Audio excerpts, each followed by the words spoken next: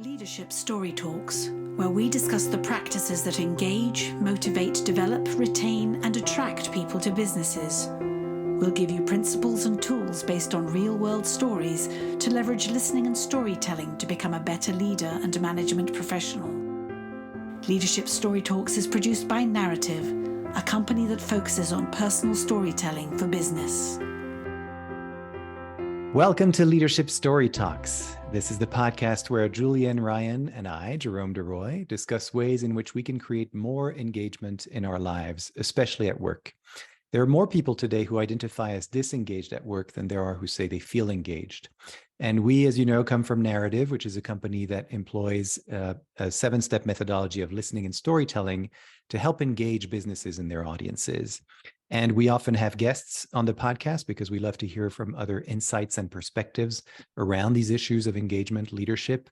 And today we have a special guest that's Curtis Bateman, who's Franklin Covey's Vice President of International Direct Offices. With over 25 years of experience in the training industry, Curtis is an internationally recognized presenter, content developer, change consultant, business leader, and coach. In 2016, he became managing director of the UK and Ireland. 2018, he was asked to assume additional management responsibilities of Germany, Switzerland, and Austria. And 2019 took on additional responsibility for China, Japan, and Australia. So truly man of the world. And he's the author of a book called Who Rocked the Boat? A Story About Navigating the Inevitability of Change. And his latest book that we're here to talk about is Change: How to Turn Uncertainty into Opportunity. And that will be out on April 19. So Curtis, welcome to the podcast. Thanks for being here. Pleasure. Thank you for having me on. Looking forward to our conversation. Yeah. And hi, Jules. How are you? I am well. I'm looking forward to this conversation. Lots to learn. Well, listen, maybe to get us started, Curtis, you could tell us a little bit more about your journey. You know, I read your bio, but we also love to hear from your own, from you exactly. How did you come to write a book about change? Because it also seems like that's been a theme in your own career or research. Yeah, that's a good starting place. Back in 2005, I stumbled into a really interesting opportunity. I'd been in the software industry. I'd been working with organizations on big software implementations, which of course are a lot of change. But I started to work with a guy named Spencer Johnson, who wrote the book Who Moved My Cheese, which is a book on individual change, and had a 10-year working relationship with Spencer. He became a good friend and mentor. And during that time, I worked on cheese and then realized that organizations needed more than what that book would offer. It was really focused on individuals and this point of transition in the change. So we started to develop other ideas and thinking and thought leadership around change. Spencer graciously supported that, and then we created our own business from it. So after 10 years of doing that, we joined forces with Franklin Covey, and another 10 years later, it's been 20 years working with organizations on change. It felt like it was time to put some of it down on paper. Fabulous. That's great. So I want to ask a question around, how we experience change. And I mean, why do you think it's such a challenge for organizations to kind of go through changes and finally A, realize that there's a change that's happening, and B, do something about it? Yeah, that sounds like such a simple question, doesn't it? Let me give you a 2 or a 3-part answer that I think starts to address it based on my experience. First of all, as human beings, we have this onboard wiring to protect ourselves. And when things get imposed on us, that's a force pushing against us. Our natural and human reaction is to push back. And when we push back, it shows up in the form of resistance, especially when it comes to change. And if you go through enough changes, you have this mindset that change usually leads to something pretty lousy, because every one of them feels like there's this friction or this rub that's happening. And so the result is, in one of our research studies, we found that 88% of people expect change to lead to something worse for them. So that number feels extreme. So say it's even 70% of people think that change is going to lead to something worse. What it does is it reflects a mindset that when change is imposed on me, it's going to do something negative for me. Therefore, our fight or flight reaction kicks in. Our starting point, therefore, is pretty negative with change. Now, there is an alternate scenario. If you think about a personal change that you've initiated, maybe you chose to move to a new house, or you chose to get into a relationship or a marriage or something with somebody. Generally, when you initiate the change, your starting point is you can see that it should lead to something better for you. And when that's the case, you might still have some trepidation, but there's generally enthusiasm and a lot of desire to move through the change because you can see some value that's going to come from it. And that juxtaposition of where change originates is part of where our thinking led us to discover some of the ideas that we talk about in the book. And we talk about that in story work and coaching, about changing the dialogue and asking who's writing the script and why. What are you pulling from the past? What are you pulling from the future? And you are indeed correct, having gone through so many different changes. There is a thing about taking a step back and going, okay, what are you trying to sell me and why? And let me just do my due diligence, which is an interesting pivot, because one of the pages I've earmarked was curiosity and empathy, because I don't often see that in organizational writings. So I love to know a little bit about what prompted that as a featured piece in your research and in your model. Yeah, I love that question, because it gets to one of the basic premises of our approach to leading change. And that is that change is largely a human endeavor. Historically, that's not been the case. It's mostly been a process or a workflow endeavor. And when you get into a process, people feel, just as you said, Jules, that it's being done to them. So the reason we stuck the curiosity and empathy 2x2 matrix in there was we're trying to help leaders recognize that there's something they can do with their people, the people they lead, that will help them. And the whole curiosity empathy matrix is meant to foster connection, meaning I understand you better and you appreciate me better. And when we have that, we start to recognize the human impact that comes from change. And what I love about that 2x2 matrix, where the famous 2x2 matrices that exist in the world of consulting. But if there's high empathy and low curiosity, or high curiosity and low empathy, you still have a miss. You need a mixture of both, where I'm empathetic towards your circumstance and I'm curious to understand what the impact is. Once I do that, then as a leader, I'm better prepared to help you on your journey through change. In the book, we share a model, the change model. And the moment the change gets introduced, it really starts to create a tremendous amount of disruption. And this is where a leader with high empathy and high curiosity can understand, what does Jerome need in this change? What does Jules need in this change? What does Curtis need in this change? All of which will have some overlap, and a lot of which will be quite unique. But if, as a leader, I have that connection through empathy and curiosity, I'm better positioned to help everybody move through the change and be successful. And so many times, so many times it's about things get announced, and all those leaders have been talking about it for months to each other.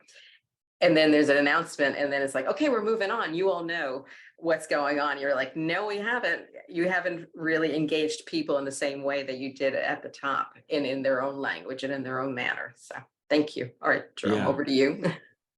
It's kind of similar what I was going to ask, but I'm changing it slightly, because it strikes me that, your career started with something that was really about individual change, right? Who moved my cheese? And then now looking at organizational change and how does the collective change?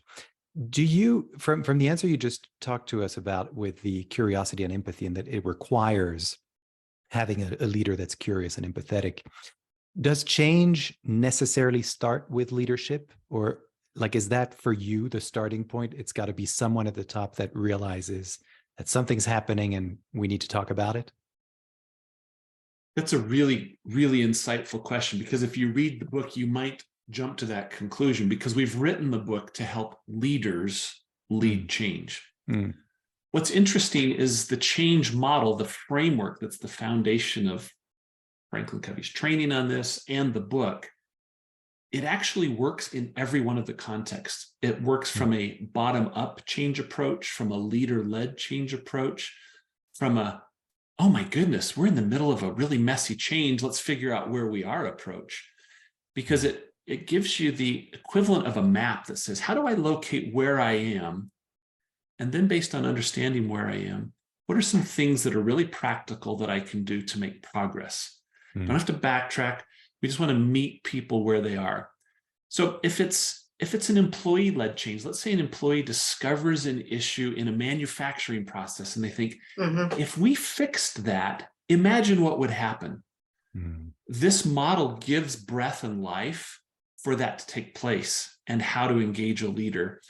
And so happily, from my perspective, as we developed it, we realized it worked no matter which direction you come at it, and it will provide a lot of help because it helps you figure out where you are and what to do. Yeah, that's, I appreciate that, because we often talk about in our work about, how change, everything kind of begins with you. And so, whether that's, I appreciate that answer, because whether it's a leader, an employee that notices something, there has to be clearly a culture in which it's possible for the employee to actually voice a concern about something, and then to be heard, and then to actually act on that, right? Right. Yeah. Sure. Yeah. There is a lot to that leadership. I mean, if you take change leadership and say, I'm just going to dump these leadership skills on top of a leader and a team when they're in the middle of a change, the tools that we offer will help. But if you can, over time, think about developing them as a competency, then it gives even more life to employee-led change, because leaders have more change competency and so do individuals. And they develop, using the methodology, the framework, a common language to talk about it, which simplifies the gap between leadership and individuals. So as the competency develops, that process should become even easier, Jerome. Right. Yeah. No, that makes sense. What do you do about, because you talk about this in the book of, this takes an investment of time, and it feels, certainly when we're in the middle of, especially big changes. I mean, let's just take the last few years, right? Between the social upheavals and, the pandemic, and suddenly we're all working remotely. And now we're talking about, so we're seeing headlines of leaders saying, you must come back to the office. Others are saying, no, never come back to the office. And others are kind of in the middle.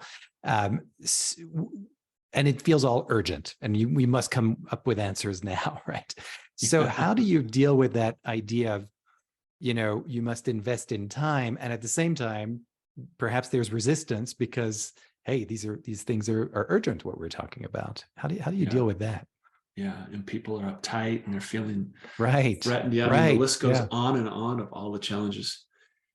I guess one of the first ideas that I kind of a foundation to the answer I want to give is, we're working with people when it comes to change. So it's always going to have some messiness to it.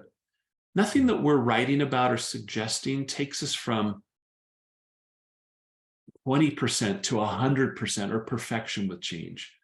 But the view is, what if we could make the next change 20 or 30 or 40% better? Would that be meaningful and useful?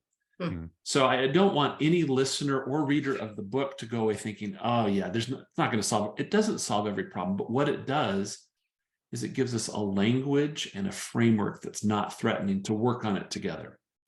So with that as a foundation, the answer to your question about what do we do here when the expectation is we're resource constrained, we've got to do it quickly, et cetera, et cetera. Franklin Covey has a saying that I learned when I joined that I really love, and it says, with people, fast is slow and slow is fast. And so often with change, we just want to keep hitting the more button. Do it more, do it more, do it faster. And I think if we can give ourselves permission with people to say, slow is going to be faster. Take a breath, understand the impact on people, right? Back to that whole idea of empathy and getting curious so that we connect to, okay, what is it that's going to help each of these individuals adopt the change and move at pace? And as a leader, if we can invest enough time to do that, we'll find that the rest of the entire change process will accelerate at a pace that's much closer to what we want. In my experience, if you just push without the empathy and the change leadership piece, you actually increase the amount of resistance you get. And I think we're seeing that in the marketplace. We see these decrees, you will, or this is the case. And then we see employees push back in fairly aggressive ways. And again, there's no perfect answer to this, but I think if we're going to improve it and we're going to take a lot of the friction out of it, this idea of fast is slow. But if we'll go slow at the start with our people, we'll see the whole process move at pace.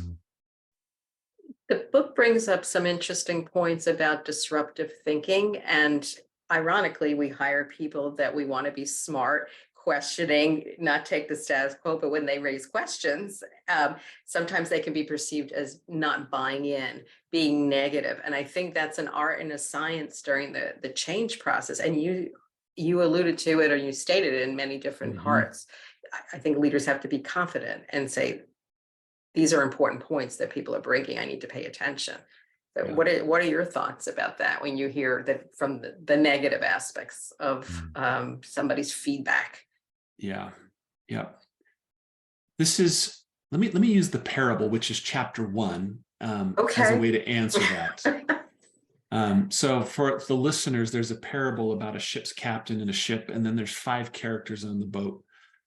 And each of the characters is based on a reaction. So move, minimize, wait, resist, quit, and quits. And Jules, you're referring to some of those in the latter end of that list, the resist or the waits, maybe the quits as well, right? There's going to be some pushback. I think from a leadership perspective, it's highly, dare I say, arrogant to assume that we have all the answers. And that even though we've been thinking about the change for 2 months or 3 months, that we'll have thought through all of the operational or business implications as we enable the change. So at the start of the change process, a leader that can set aside the ego and be willing to listen and understand those concerns will identify ideas that will actually improve the quality and the speed of the change. Now, there is a fine balance there, right? Because you can entertain a lot of negative voices. And as a leader, that's not what you're looking for. You're looking for input that's going to help accelerate and make the change successful. And so one of the tools that I like to use with organizations or with teams when I'm working with them is, as I get into the change, to have each leader analyze, okay, where is each of my people in the change process? And what is it that's getting in their way? And what are the things I could do to move them forward? Meaning, I've given airspace to hear what the concerns are. And now that I understand that, I'm going to formulate a plan as a leader to help move each person forward. Hear the concerns, acknowledge them, or even say, I hear you, but that's not something we're going to address. So all of those fall into what I call, we talk about 5 leadership competencies.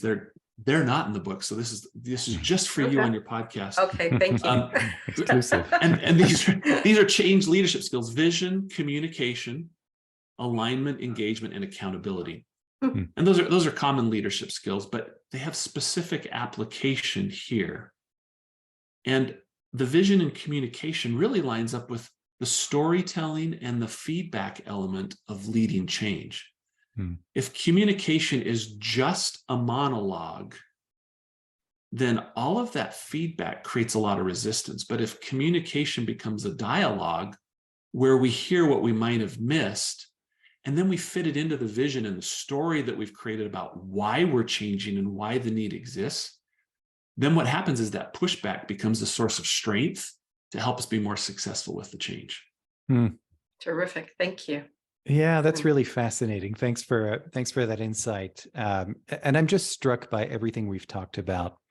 As your approach is extremely people centric, as distinct from I mean, process is important, Systems but thinking. Mhm. Yeah. that it's really the people that are at the heart of it, and understanding people's the reality of people's feelings and emotions, which are going to run the gamut, and therefore their actions are going to run the gamut. But as opposed to sort of imposing a process and saying this is the sort of one true thing that we have to go through no matter where we are, right? It sounds a lot like you're taking care of observing and noticing who are the people at play here, and where are they on these different kinds of scales and matrices that we have.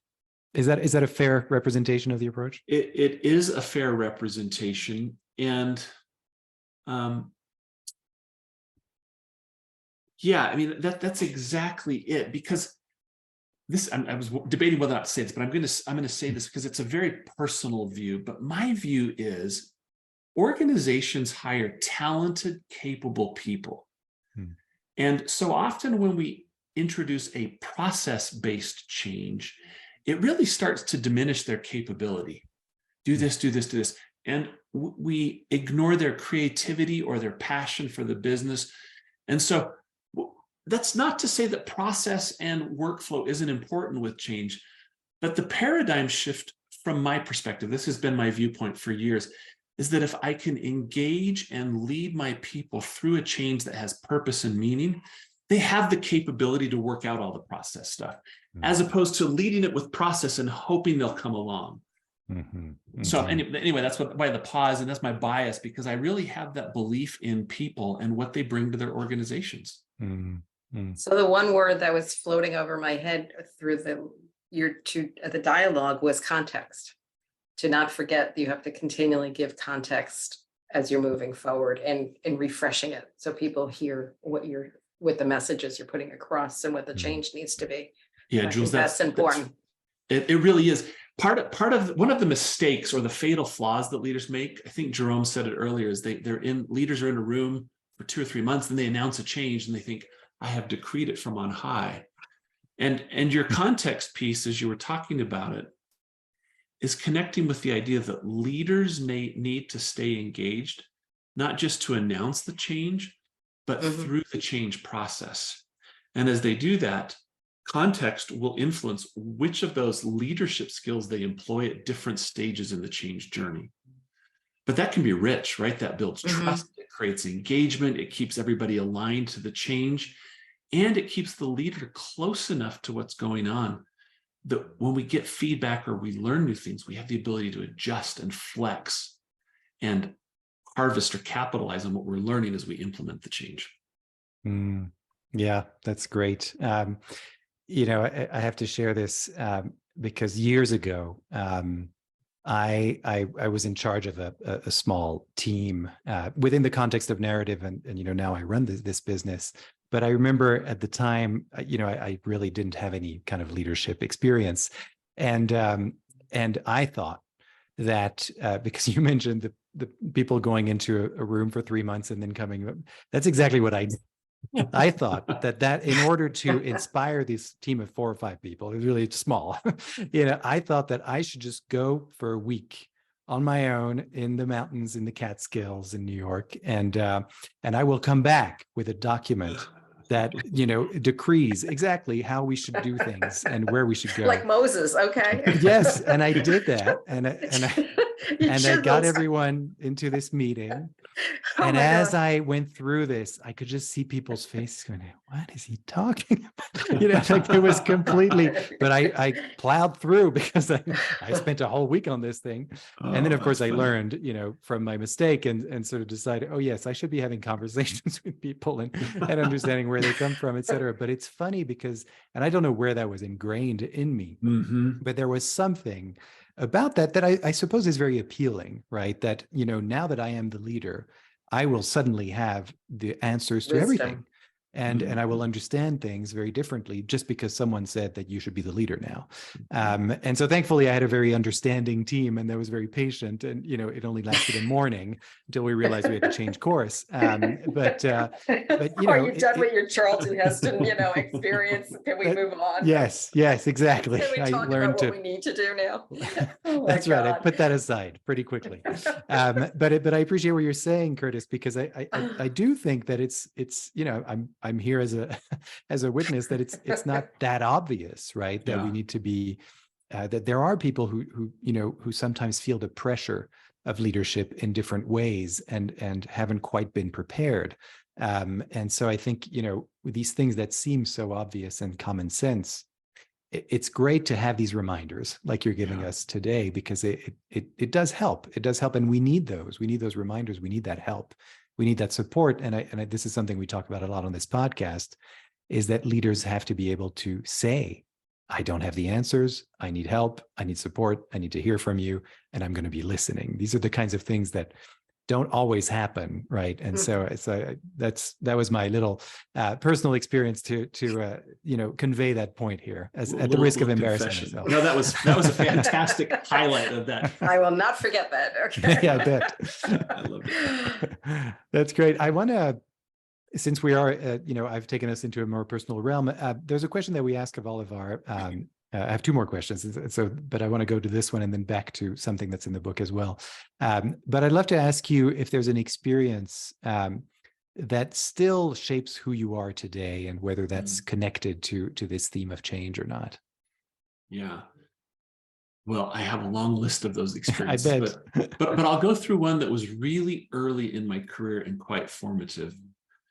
Just out of university, I was working for a small software company.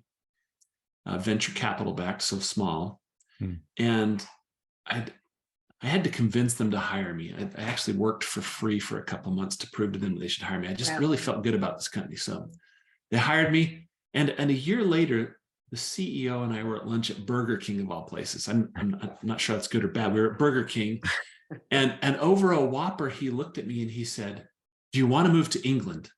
I thought, what are you talking about? And he's like, "We just sold our largest client. It's our only client in Europe. We need somebody to go over, and you're the guy." And I said, "Sure, absolutely." And within a month, my wife and I had sold our townhome, packed up everything with a 1-year-old, got on a plane. We didn't even have a work visa. We just went. And we spent almost 4 years there. We had to, of course, come back to the States to get a visa. There were a few little, small steps that a small company hadn't figured out. But we went there, and I had the chance to support this global client and get them implemented. And along the way, I hadn't been in sales, but I'd had a close friend say, "You should try sales sometime." So I said, okay. I was there, and I had a couple of people call me out of the blue and offer to talk to me about what we were selling. So I started selling, and over time built an office there, and started to generate in the 4 years about 60% of this company's revenue from this little office in the UK. And, as a 26-year-old, it was one of those things like, this is way above my experience or pay grade. And of course, you go through that story and you think, wow, there's so many changes there, to uproot a family, to try and figure out how to live in a new culture, to figure out cost of living adjustment, right? We didn't get that right for the first year, and we were poor as church mice because we couldn't figure out, this was 70% more expensive to live there. But all of that was so meaningful in terms of, how do I solve problems? How do I work through changes? Some imposed on me, some that I created of my own doing. How do I take on and just figure out how to do new roles that I've never had any training for? And how do I start to lead a team of people, consultants, technical people? And it was such an accelerated time of growth in my career. And it taught me not to put limits on what I can do. And it taught me also to understand some of these principles of change, because when we would implement this technology with clients, we would touch their marketing department, their finance department, their revenue retention department. So I got to work with all these different departments in these multinational companies, Oxford University Press, Hmm. or the Guardian newspaper, and Wall Street Journal all across Europe and Asia. And so it was just this accelerated moment, these 4 years of my career, where I went from being just the new guy out of university to having this wealth of experience. And it's been magnificent, right? It's set me on a trajectory of feeling like I can try and do things that I've never done before. And also that I've been there and done that in a lot of circumstances. So highly formative, so much so, I guess there's a Paul Harvey, the rest of the story for those older listeners. 20 years later, when I joined Franklin Covey, they said, how would you like to move to England and run our office? And I said, deal, I know exactly what I'm getting into this time. And we moved back with teenagers and had another 4 years of magnificent experience. But that was formative for me, very formative. Amazing. I'm curious, when you think back to the 26-year-old you, what do you think made a difference? Because you went into sales, which is an interesting endeavor when it's in your own culture or your own, and then you're doing that in the UK. And I've worked with 3 UK companies on the stateside. So yeah, it's there an are cultural interesting, differences. yes, language and just amazing. So it teaches you a lot. I'm just curious, what was at the core that you think was the biggest lesson for you? That is an extremely difficult question to answer. But let me give you 2 things that have stuck with me as resources. I learned, or I feel like I learned, how to appreciate another culture and the way they do business, and which is a very non-American thing to do. That's hopefully not offensive, but Americans, we're a fairly dominant culture, business culture. But Sure. I felt like I learned how to understand other cultures and adapt and mold to them. And subsequently, I've been able to work with cultures all across Europe, Latin America, the Middle East, Asia, and have applied that same skill. Not that each culture is the same, but the idea of appreciating what's good and adapting to it and being respectful of it to find a way to thrive in their context rather than believing that my context is always right. And sometimes it's important to understand, your home country, your home culture, your home organization, where that culture is. But I felt like I learned that delicate balancing act of both appreciating and leveraging the good from both cultures. And that served me extremely well. I mean, you can see it in the job title Jerome read, that's an important part of how I like to thrive and succeed in business is in that context, that global cultural context. So listening was your skill from the start. Listening, and probably the other thing is just not assuming that that my way was the right way. Right. Excellent. Yeah. Thank you. Yeah. Yeah, that's great. I want to ask one last question about the book, which is that, you mention Harry Potter as a story to drive home some of the points about change. Yeah. And I'm curious, what was the inspiration to choose that story of all stories, and whether you could elaborate on that a little bit. I can. So I have a full-time job, right? As you heard with my role description. So when Franklin Covey offered the privilege of working on the book, I said, can I get a ghostwriter to help? And a lot of people don't like to acknowledge that, but I had 3 other co-authors and a couple of researchers and a really, really great connection with the guy that just helped put some of the ideas down on paper. And he's a storyteller. Because I learned that even though I have all these ideas about change, that doesn't make it easy to write it. So I had this individual that was really helpful, and we talked perpetually about the notion of storytelling, or the structure of storytelling. And we talked about it so much that when we got to this point in the book, we thought, let's actually be really transparent about that and show that this art of storytelling, whether or not it's a 3-act structure or, the 7 steps, whatever the framework is for storytelling, we wanted to show that there's a space and time before the story starts, and then there's some event that activates the tension in the story. And then there's the journey through the middle of the story, which is often quite a messy space. And then depending on the story, you get some kind of resolution. And change follows that process. We've described it in the change model. And so we wanted to use some pop culture stories that people would relate to. One of my really strong biases for the book and the change model is you have to be able to draw it on a napkin and talk about it at dinner with your teenager. It's got to be that easy and that approachable. And so for those that read the book, you'll see it is that straightforward and easy, even the tools or the questions, but they're provocative and they help. And if you use them, they're practical enough to lead to progress. So in the book, we thought, let's illustrate this. So we used the Harry Potter story, we used Lord of the Rings, and we used one cartoon. Let me just look here. I'm Moana. That's right, from Disney. Just because we thought we're going to have readers of all ages and demographics, and we want them to see that there is this predictable nature to the change model. Just like there's this predictable pattern to storytelling. And if you can learn it, you can use it to your advantage. And the change model does that. Pre-change status quo, change is introduced, we enter a really disruptive period. We're forced to make a decision about where we are and where our team is and where we are as a leader in the journey. Once we choose and opt in, we have this process of trying to figure out what does the new version of us look like through the change. And then in the best scenarios, we learn in that process, and the things we discover allow us to amplify and get even more outcome from the change.